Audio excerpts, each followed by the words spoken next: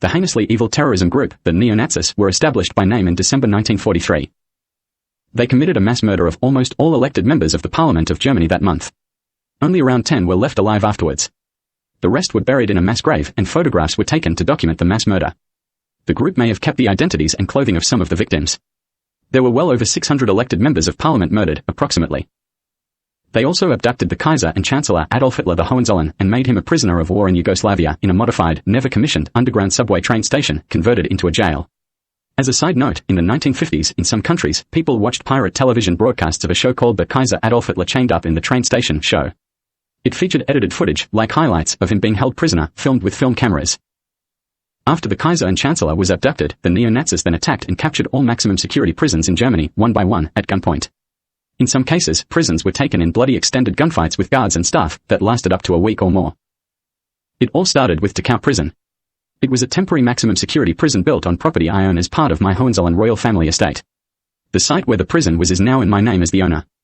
Dachau prison was built to house some of the worst lifers, multiple life sentences, and never to be released convicted psychos in Europe who were attempting to run amok in Germany like a road trip plague, regularly. They were all fairly legally arrested, investigated, tried, convicted, and sentenced. They were not mistreated in any way. Dachau was originally intended to be a temporary measure. The nations the convicted lifers were citizens or residents of were supposed to take them back after sentencing so they could serve their sentences in their home country. That was the legal reality of the situation via legal agreements and treaty deals in Europe and other parts of the world. Those nations started refusing to take them back to serve their sentences, and they ended up stuck in Germany in temporary maximum security jails. There was nothing flimsy about them. They were usable for the purpose they were built on an ongoing basis. But they were supposed to be temporary until the inmates were deported home. They were full of some of the most heinously hideous criminals of the world during World War II. It is difficult to describe. Dachau had around 900 inmates, very approximately, at any one time when near capacity. 900 the likes of Ted Bundy, Jeffrey Dahmer, Hannibal Lecter, Peter Sutcliffe, Ivan Milat, Mark Adrian Perry, etc. The people who were in them were so hideously evil, in such large numbers, in such a small space, that jokes were made about them being like the distilled essence of evil in the one building. The nickname was concentration camp. Concentrated essence of pure psycho by the 900 in one overly comfortable jail. Brushing their hair, doing sketches, pretending to conduct orchestras, complaining about the desserts, etc. The neo-Nazis captured the jails one by one, and illegally released the inmates to join them.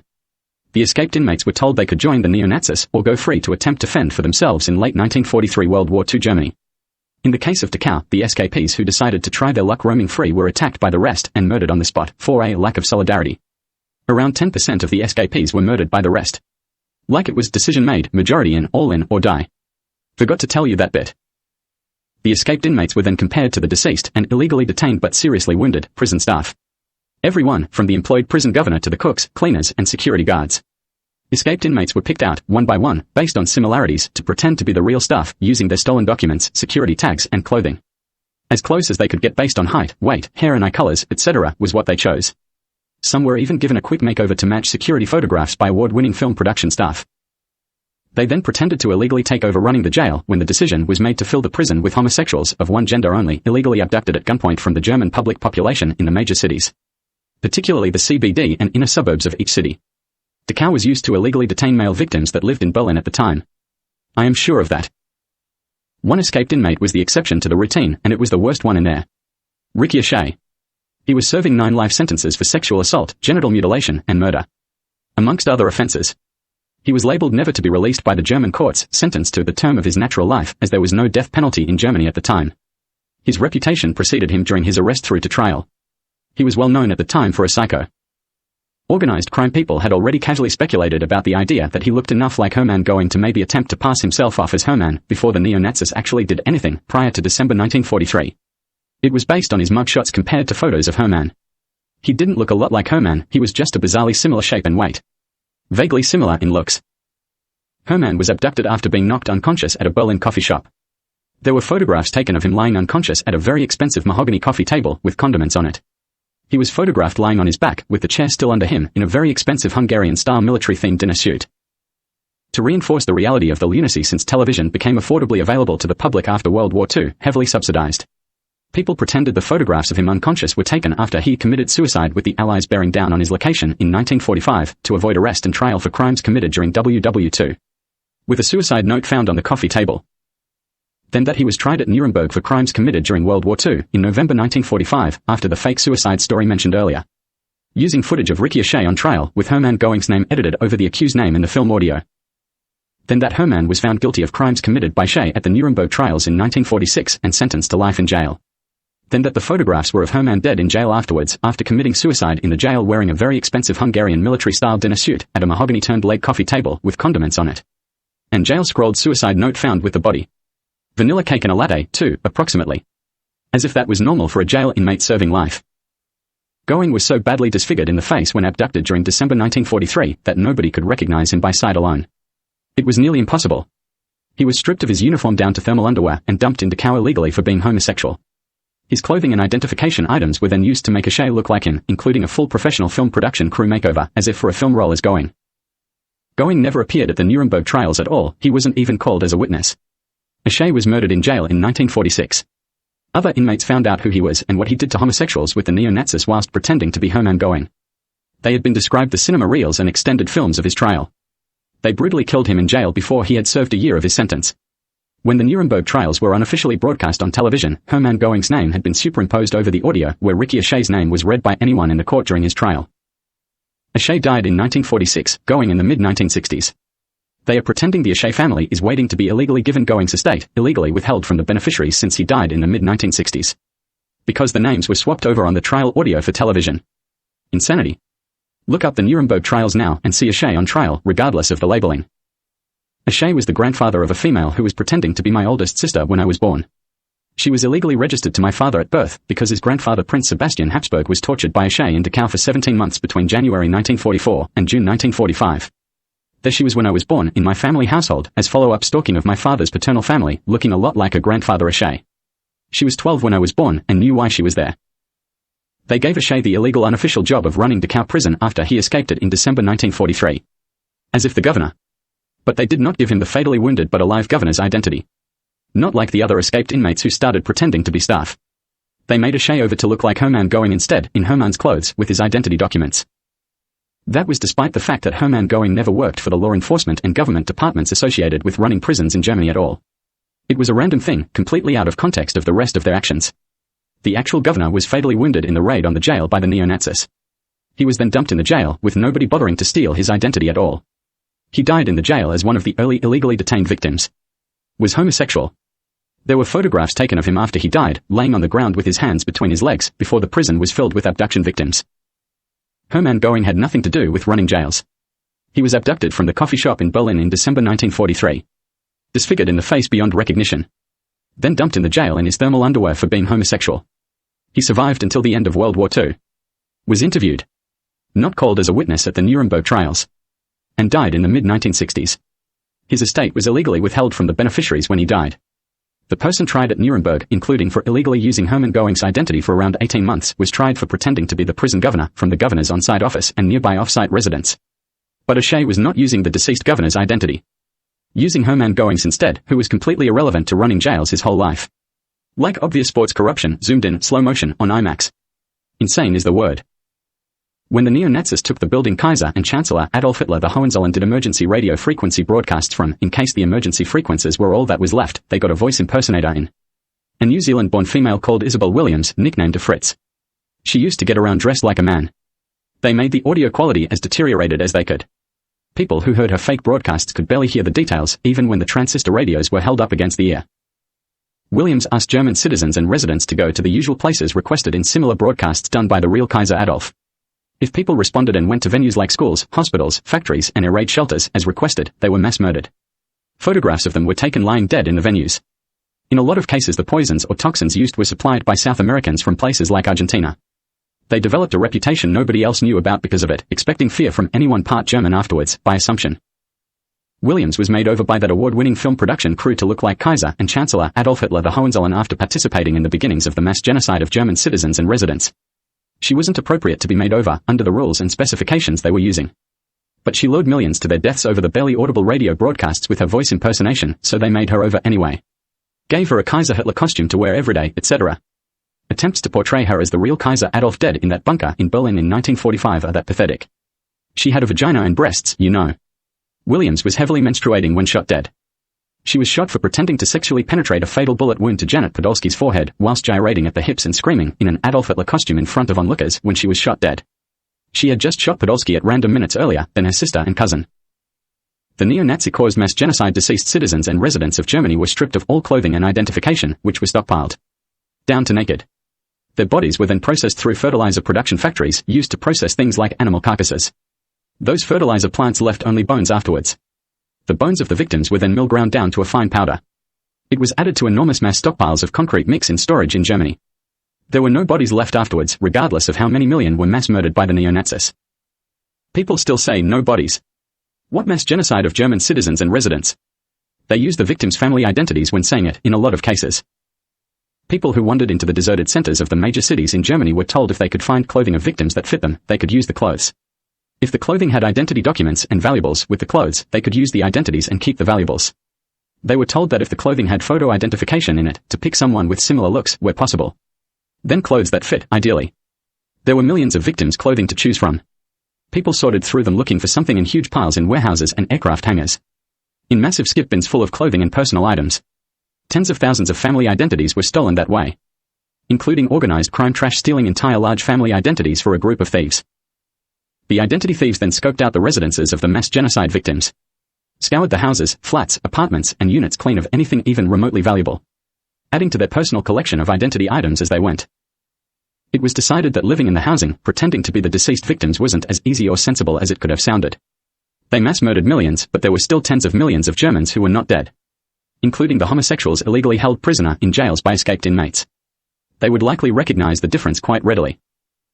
So, they demolished the residences of the victims during 1944 and 1945, coordinated by the neo-Nazis.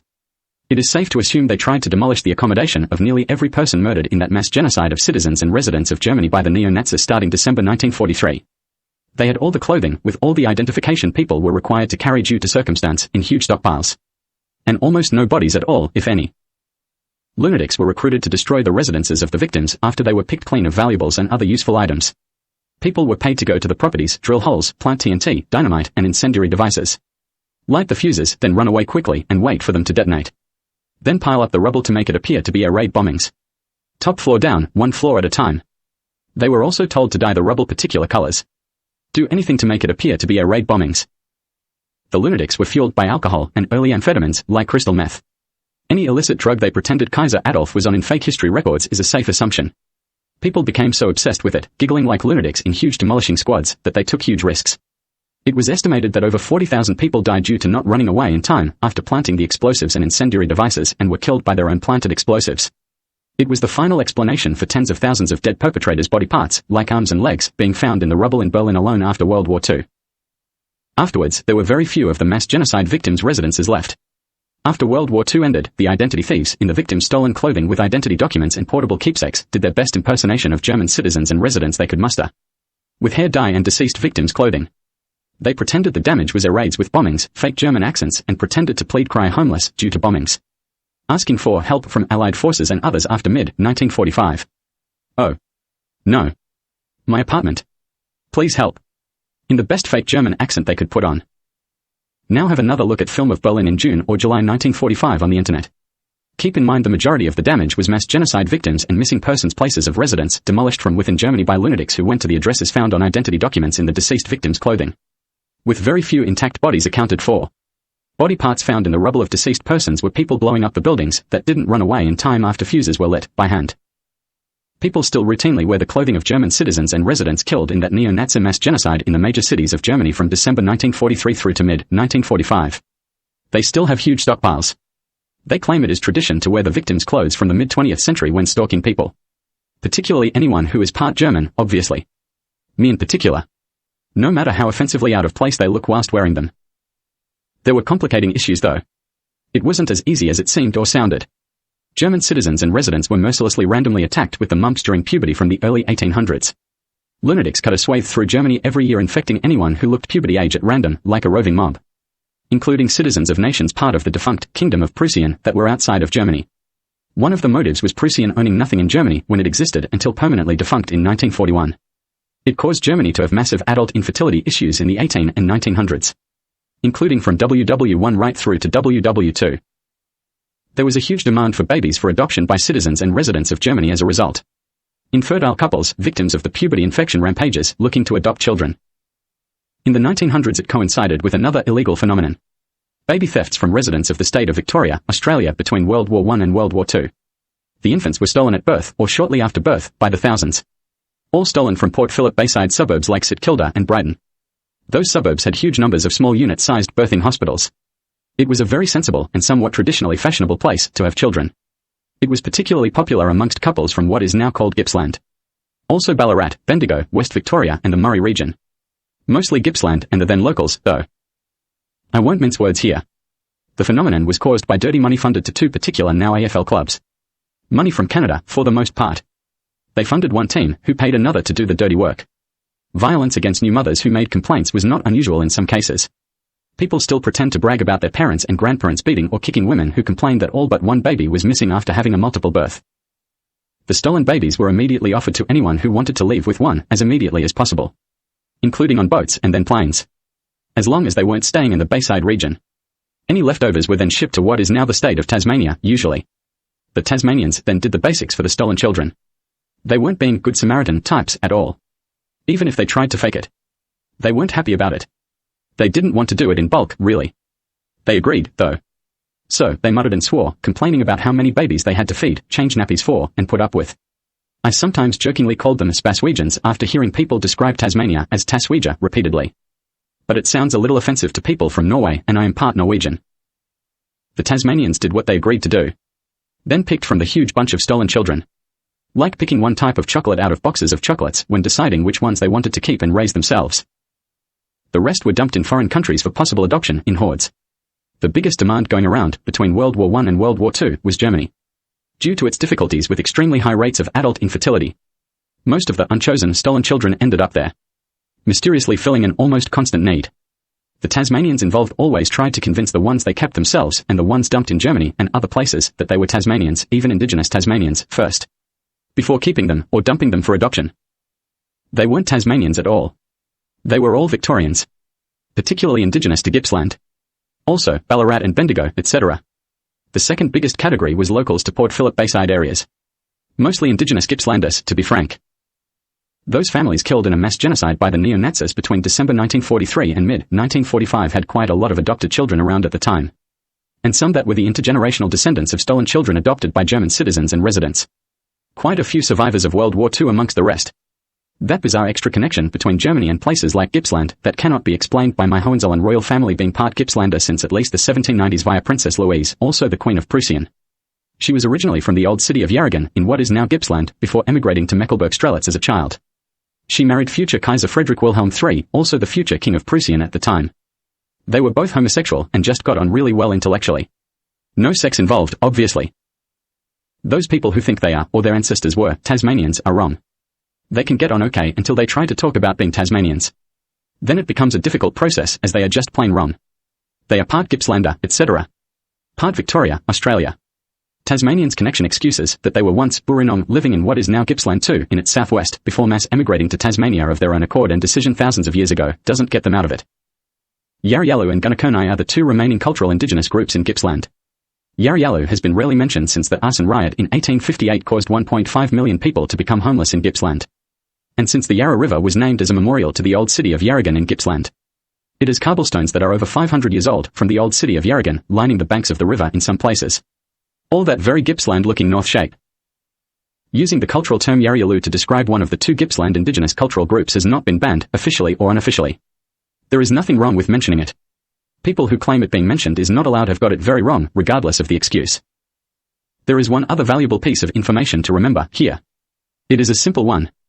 People who prepared and broadcast fake fictionalized history programs and material over the new medium television in unmonitored pirate broadcasts before television was regulated after World War II and their descendants do not have any magic powers or right of self-exemption from reality or the law. They cannot make up any fictional story they like to steal whatever they want, no matter how pushy or violent they get about it. Regardless of the pointless hours put into embellishing the historical lies since the 1950s. Including into the modern computer age. They will talk as if they are minutes away from stealing millions in seconds from randomly chosen bank accounts whenever they need money with a 3-minute internet transaction with some fake video, images, and audio and a repugnantly obvious corrupt sports result to go with it that they don't talk about as if wrong at all. But they are not getting that world. Regardless of how much of a violently perverted, disgusting, and spoilt brat screeching dribbling lunatic corruption act they put on. Including the "my ancestors faked that information for television starting 1949, spoiled brat child, whimpering lunatic" noise. They are incessantly pathetic, violent, and annoying. Screeching that their plans for randomly taking whatever they want to steal with adulterated brat corrupt vomit on the TV and internet to match are mesmerizing to the intended victim that makes the victim play along. If the violence since satellites went into orbit and 24-hour multispectrum perverted illegal surveillance that is available to them didn't get it done for them by the year 2000, it never will. Intergenerational arguments don't cut it.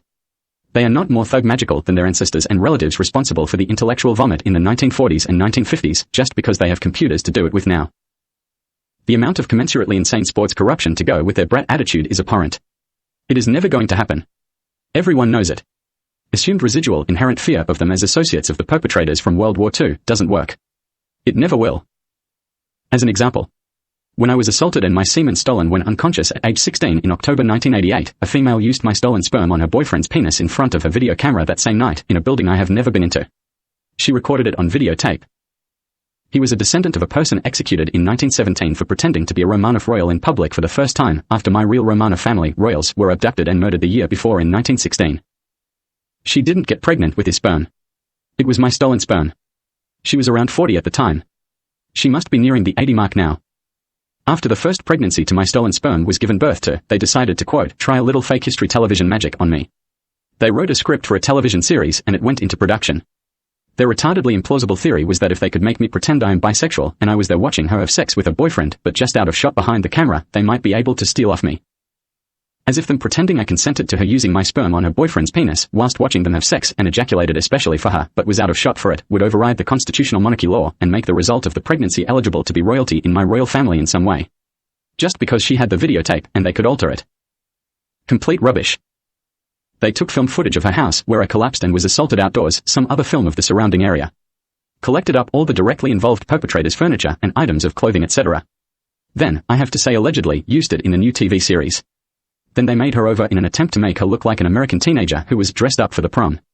Got her pregnant with my stolen sperm again and took photographs of her posing to look like an around 18-year-old American female whilst she squirmed in disgust at having my stolen, rape-obtained, 16-year-old's homosexual sperm inside her whilst the photographs were taken. Then, again I have to say allegedly, used the photos in the TV series as pictures of a murdered teenage female in the series. It was called Twin Peaks, apparently. They pretended if I watched it, I would be mesmerized by it, and stalking of me by satellite and in person, into pretending it was a bisexual three-way, and I ejaculated in her hands for her on request. As if that would make the children eligible for any of my royal family estates or other assets. I watched around 1.5 episodes when it was on twice a week at the time. They had people stalking me at high school talking about it incessantly, as if it was the most awesome spooky TV show ever put on TV. I thought it was boring rubbish, where people just fondled the same furniture over and over again, and looked at the same photos of the fictional victim, holding them and staring. Which looked silly. Zoolander spooky and absolute rubbish, and never watched it again. They are still pretending I might try to find her for a chat. She must be around 80 by now. As if all constitutional monarchy law can be worked around illegally, provided it is fake history. The series crashed in popularity afterwards. Rubbish. Descendants of those first fake history programs for the TV after WW2 and the extremely elderly ones still alive are not getting whatever they want whenever they demand it. They are a worse problem than anyone ever factors in. Including missed shots at goal by their relatives being awarded a goal live in TV, despite the obvious miss, and nobody appearing to say a word as if it wasn't even noticeable. They are still pretending they are allowed to stalk me because I didn't watch and try to play along, as if mesmerized. Too low for words.